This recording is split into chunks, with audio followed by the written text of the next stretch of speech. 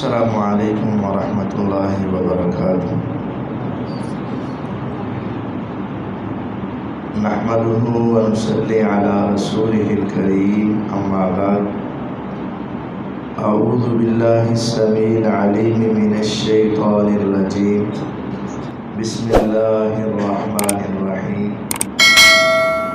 فلولا نفر من كل فرقة منهم طائفة ليتفقهوا في الدين ولينذروا قومهم إذا رجعوا إليهم لعلهم يحذرون۔ وقال النبي صلى الله عليه وسلم: خيركم من تعلم القرآن وعلمه۔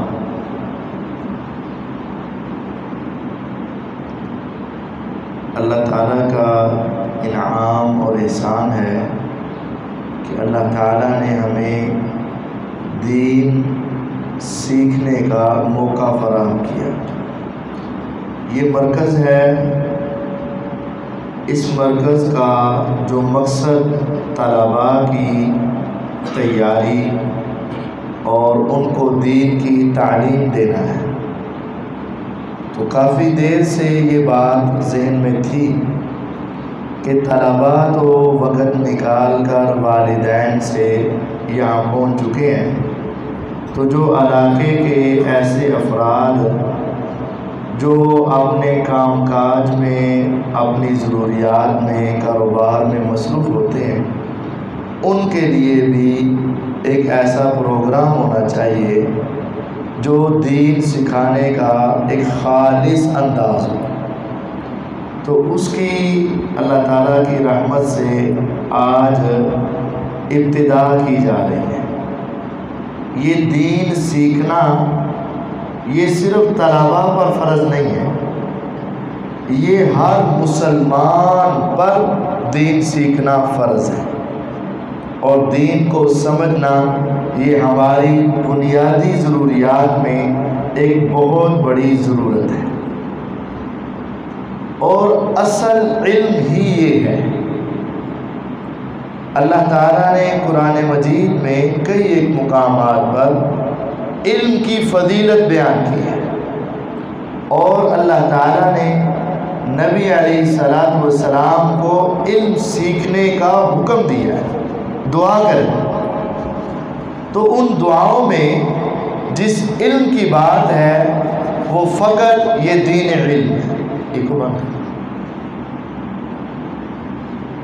نبی کریم صلی اللہ علیہ وسلم کو اللہ تعالیٰ نے یہ خاص حکم دیا، رب زدنی علما، پڑھا کرو، وقل، اور کہو، دعا مانگو، رب زدنی علما، اے رب میرے علم میں اضافہ فرما۔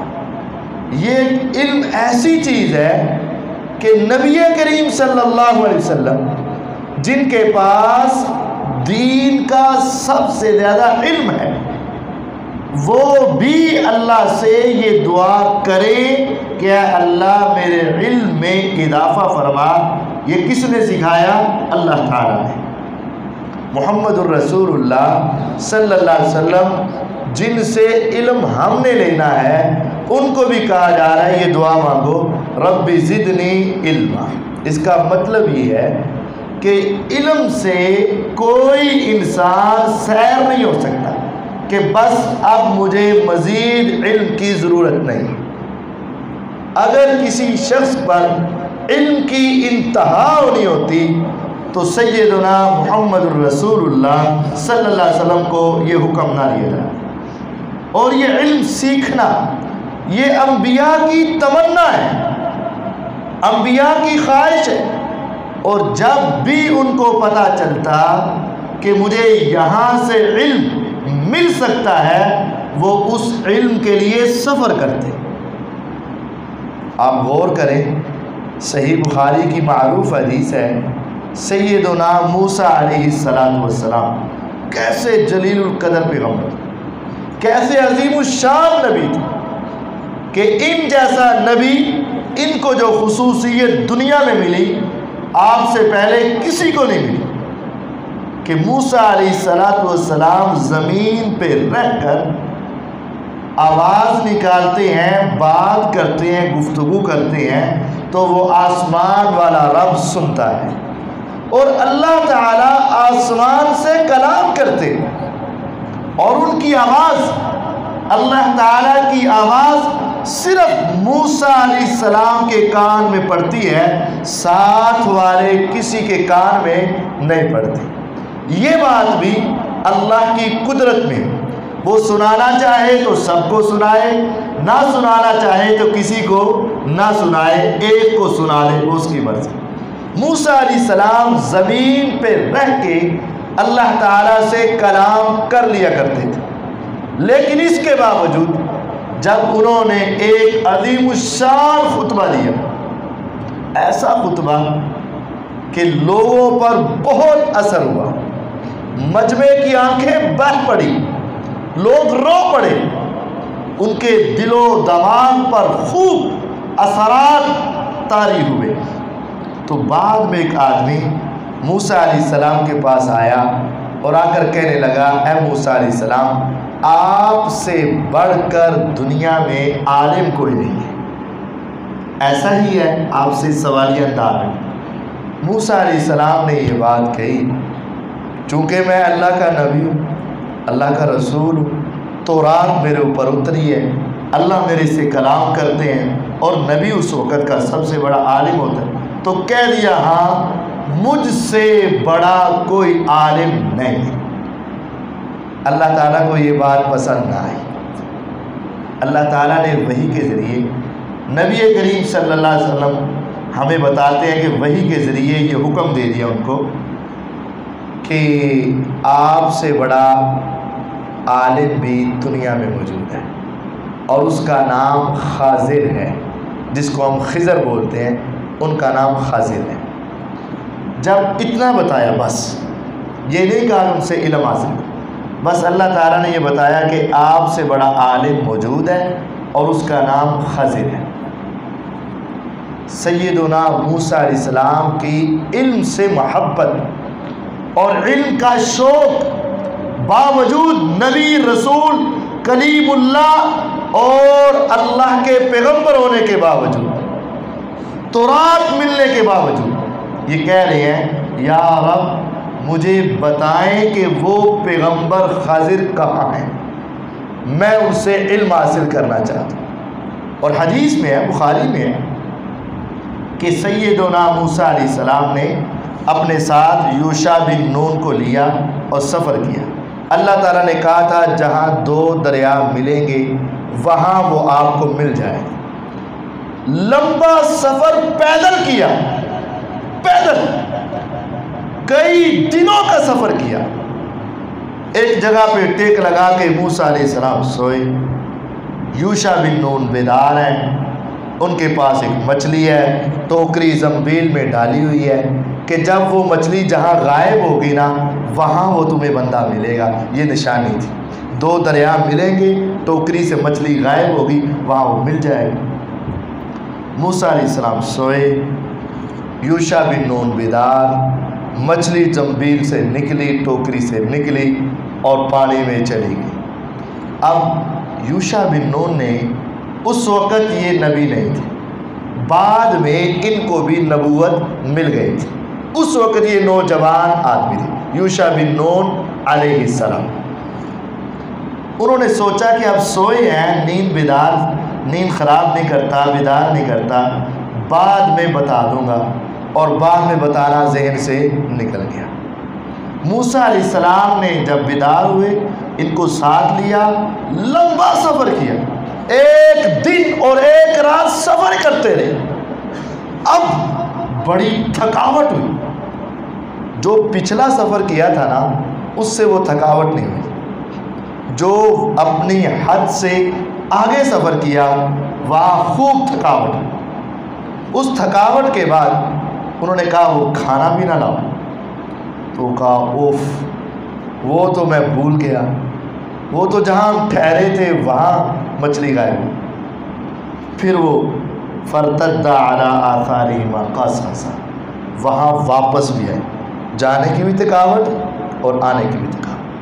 یہاں ایک لطیف نکتہ ہے کہ جہاں سے علم ملتا ہو وہاں تک کا سفر کرنا اللہ آسان کر دیتا ہے، اور اس کی تھکاوٹیں بھی اللہ دور کر دیتا ہے۔ اور جب انسان کو علم کی پیاس ہو، انبیاء بھی علم کی پیاس کے لیے لمبا سفر کیا کرتے، واپس آئے، واپس پھر وہاں ایک آدمی ملا جس کا نام خضر تھا علیہ السلام۔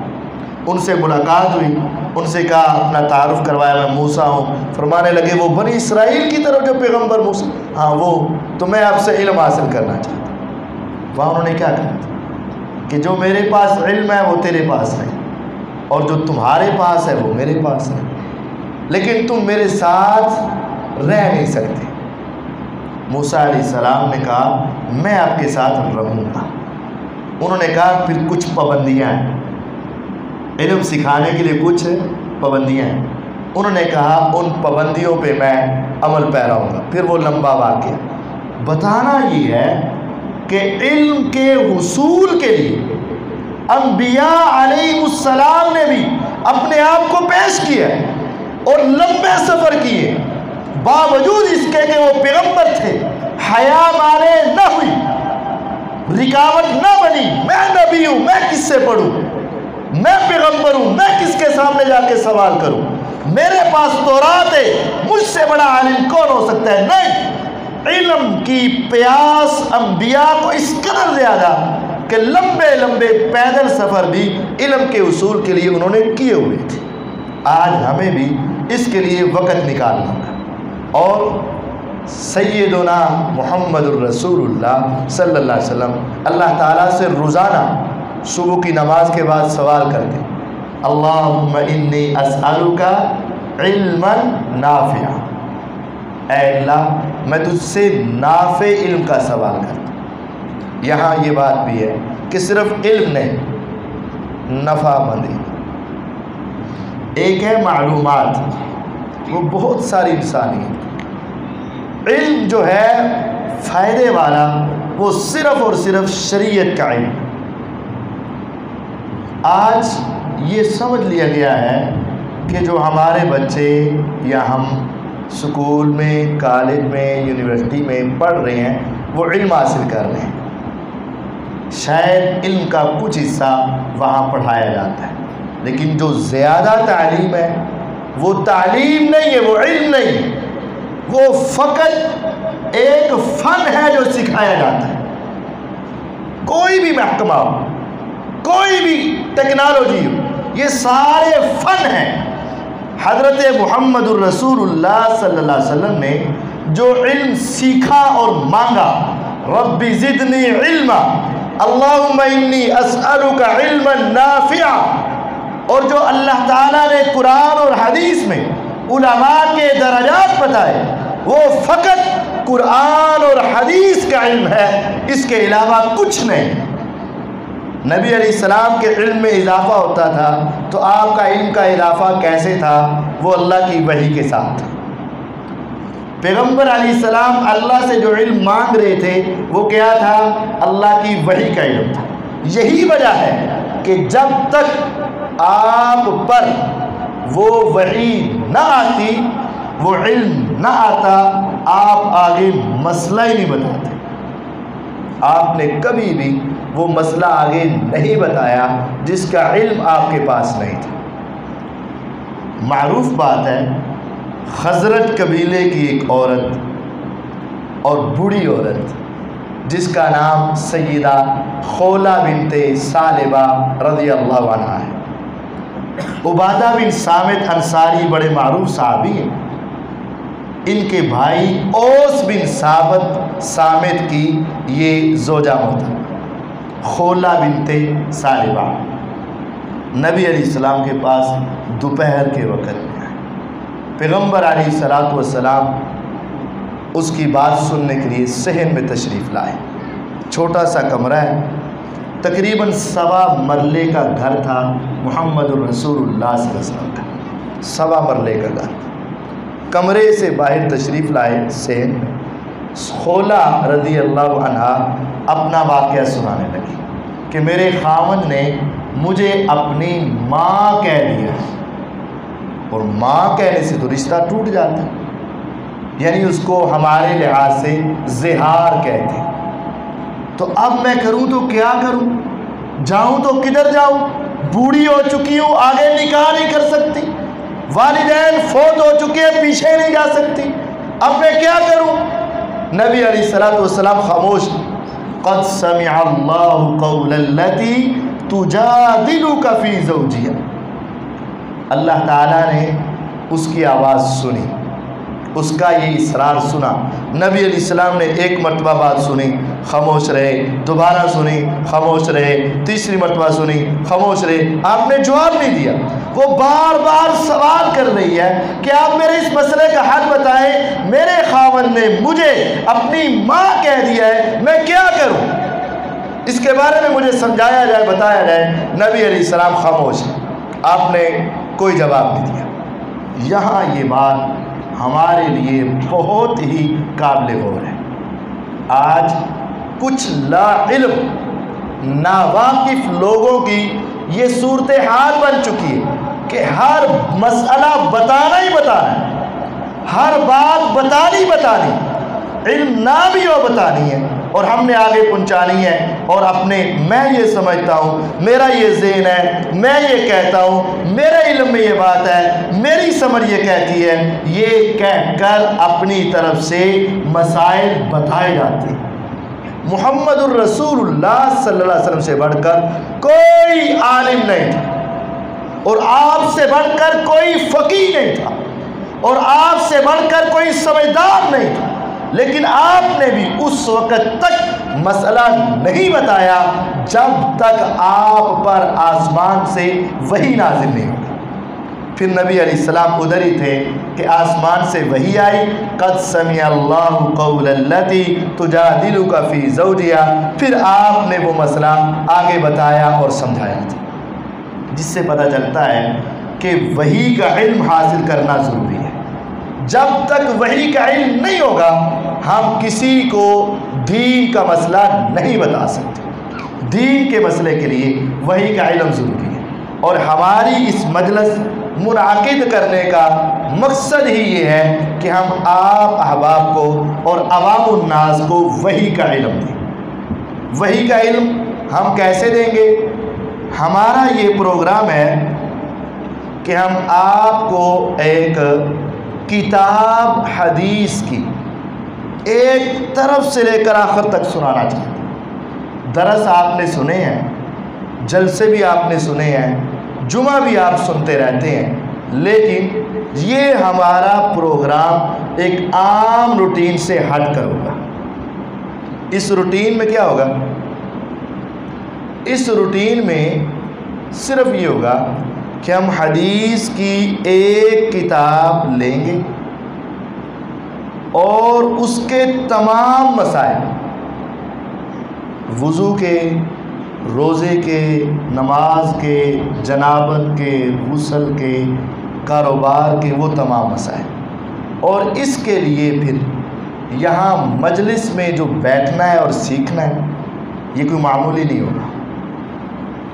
خیرکم من تعلم القرآن وعلمہ، یہ حدیث تمہارے لیے، ہم یہ صرف طالب علموں کے لیے نہیں، تم میں سب سے بہتر وہ بن جائے گا جو دین کو سیکھے گا اور سکھائے گا، اور پھر تمہارا اس طرف چل کر آنا کعبے کے رب کی قسم اتنا عظیم ہو جائے گا کہ دنیا میں کسی ایک بادشاہ کے گھر کی طرف جانا بھی اتنا عظیم نہیں ہوگا، اور تمہارا اس مجلس میں آ کر بیٹھ جانا اور وہ دین سیکھ لینا اتنا عظیم ہو جائے گا کہ دنیا کی کسی محفل اور مجلس میں بیٹھنا اتنا عظیم نہیں ہوگا۔ میرے نبی علیہ السلام کی یہ 2-3 احادیث اپنے ذہن میں رکھیں۔ آج ہم صرف آپ کو یہی بات سمجھانا چاہتے ہیں کہ دین سیکھنا ہماری ذمہ داری ہے، اور یہ سیکھنا لازم اور فرض ہے، اور وحی کا دین سیکھنا، قرآن و سنت کا سیکھنا، اور پھر اس دین کے لیے آنا اور بیٹھنا یہ بہت لازم ہے۔ دنیا کے اندر میں نے جو پروٹوکول کا انداز دیکھا ہے وہ یہی دیکھا ہے کہ کوئی آتا ہے تو اس کے اوپر پھول کی پتیاں نچھاور کی جاتی، اس کے لیے راستے صاف کر لیے جاتے، اس کے لیے راستے صاف کرنے کے ساتھ ساتھ وہ قلیم بچھا دیتے۔ یہ سارا کچھ کرنے کے باوجود جو پروٹوکول اہل علم اور آپ کا ہوگا وہ دنیا میں کسی انسان کا نہیں ہوگا۔ وہ کیا ہے؟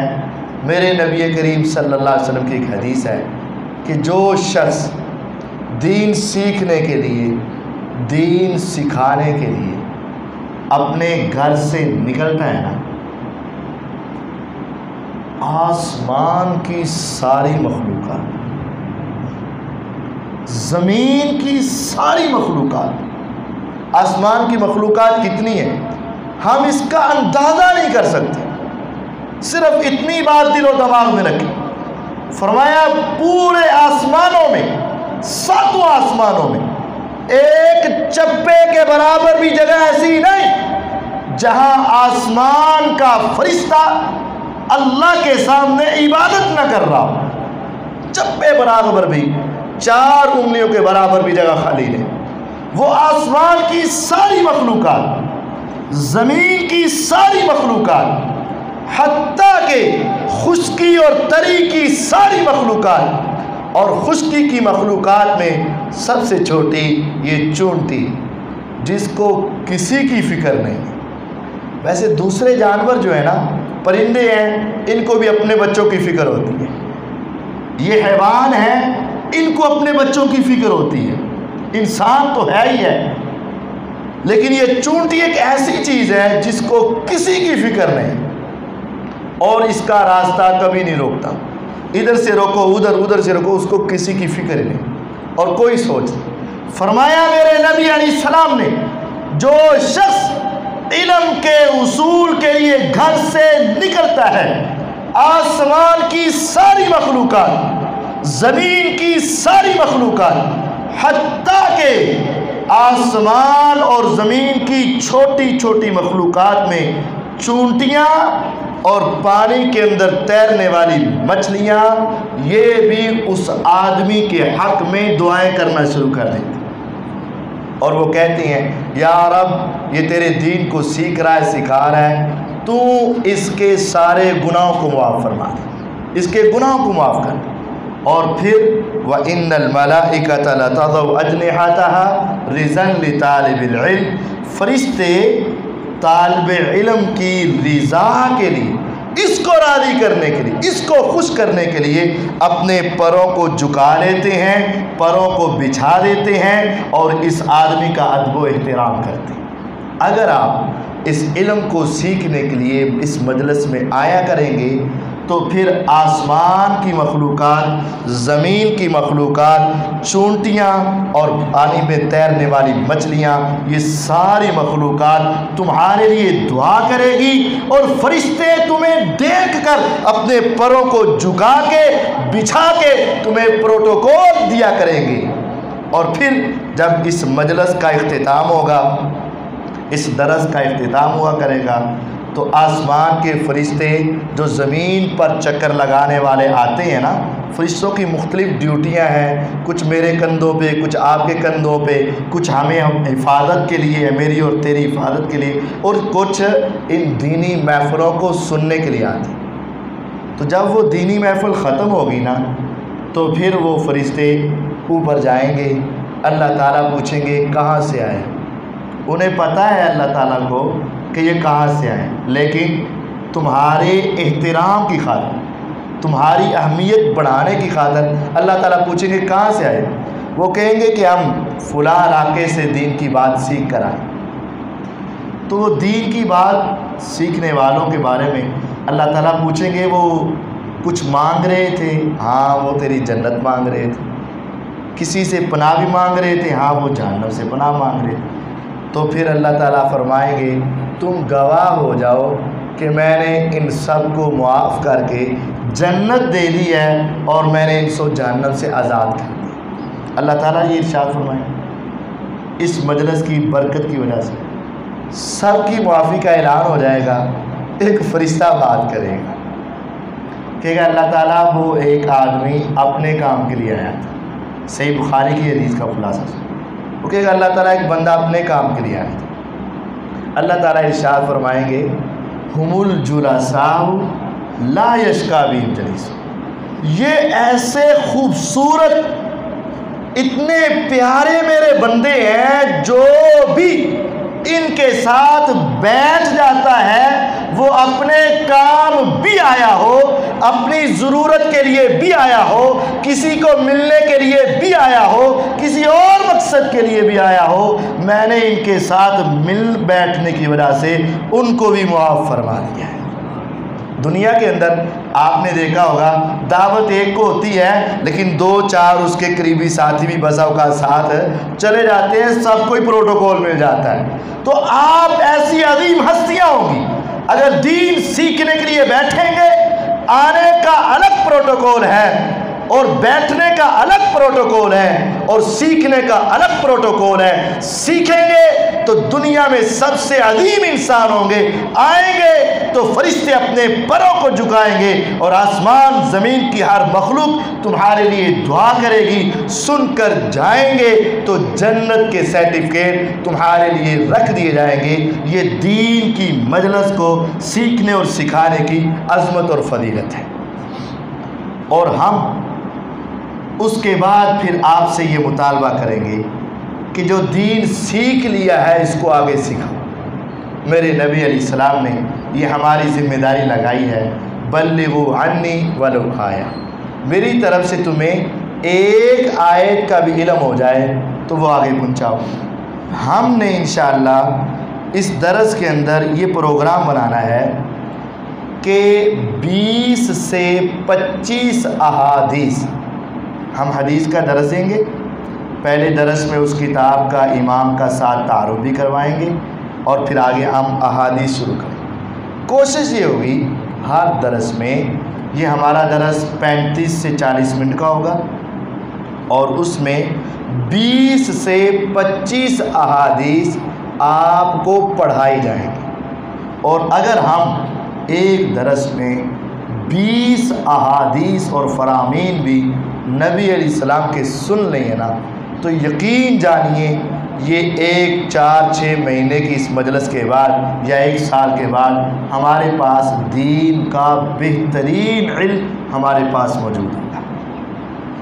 اور ایک حدیث سننا ہمارا تو ہوگا 20 سے 25 سنائیں، پھر اس کے بعد ایک آپ کو چھوٹا سا ہر مرتبہ وظیفہ بتائیں اور پھر اس کے بعد سوال و جواب کی نصیحت۔ لیکن ایک حدیث بھی اگر آپ کو بتا دی جائے، پتہ ہے صحابہ نے ایک ایک حدیث کے لیے کتنی محنت کی ہے۔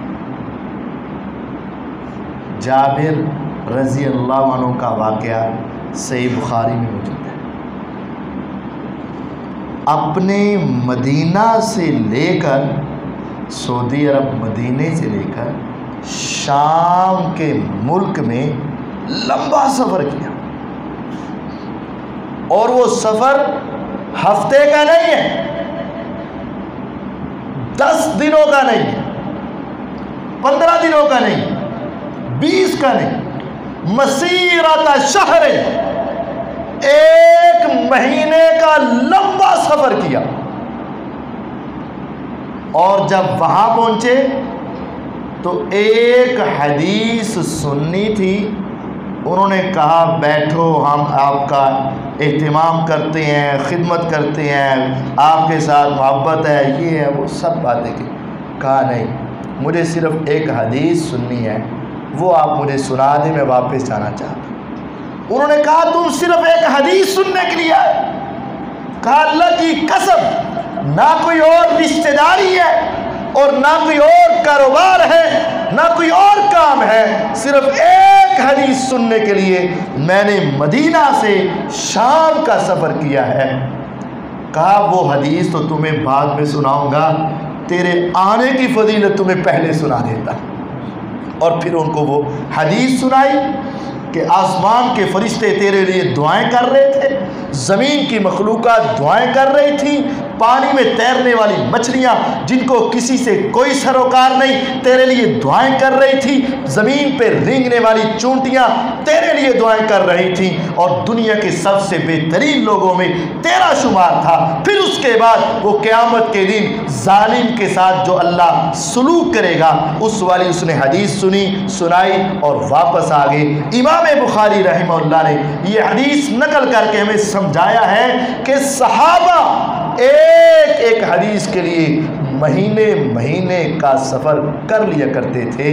ہمیں 20 سے 25 احادیث انشاءاللہ ضرور سنائی جائیں گی، اس کے بعد ایک دعا یا وظیفہ بتایا جائے گا، اس کے بعد سوال و جواب کی الگ نشست ہوگی۔ اور یہ حقیقت ہے کہ بس اوقات ایک عالم اپنے طور پر بہت اچھا درس دے کر سمجھا دیتا ہے، لیکن کچھ اشکالات سننے والوں کے دل میں رہ جاتے ہیں، یا وہ اپنی طرف سے وہ تمام زاویوں کو بتاتا ہے لیکن سننے والے کے دل میں کچھ اور سوالات آ جاتے ہیں۔ تو ہم نے یہ طریقہ کار بنانا ہے کہ 35 منٹ کا درس ہو، 5 منٹ کے اندر آگے وہ ایک وظیفہ بتایا جائے، اور پھر اس کے بعد جو ہے 45 منٹ یا 40 منٹ آپ حضرات کے دل میں اس موضوع کے متعلق جو سوالات ہوں وہ، یا اس کے علاوہ جو سوالات ہوں وہ آپ ہمارے پاس لے کر آئیں، گھر سے لکھ کر لے آئیں، یا آپ یہاں پیچھے ایک آدمی بیٹھا ہوگا اس کو جا کے بتا دیں یار یہ سوال کرنا ہے، وہ لکھ کر ہمارے پاس پہنچا دیں گے۔ انشاءاللہ کتاب و سنت کی روح سے اس کا جو حل ہوا کرے گا وہ آپ کو بتا دیا جائے کرے گا، اور پھر آپ پورے ہفتے میں سوچتے رہیں، بھائیوں کے بعد بیٹھتے ہیں، مجلس ہوتی ہے، محفل ہوتی ہے، دکان پہ، گھر میں، دفتر میں، کاروبار میں، وہ آپ لکھتے رہیں، وہ سارے سوالات دیں، پھر ان کا جواب دیا جائے گا، اور پھر آپ کی یہ ذمہ داری ہوگی کہ آپ ہمارے ساتھ مل کر اس دین کو آگے پہنچائیں، کیونکہ ہماری سیکھنا بھی ذمہ داری ہے اور آگے سکھانا بھی ذمہ داری ہے۔ تو انشاءاللہ ہمارا یہ سلسلہ چلا کرے گا، اور یہ 1:30 بجے شروع ہو جایا کرے گا۔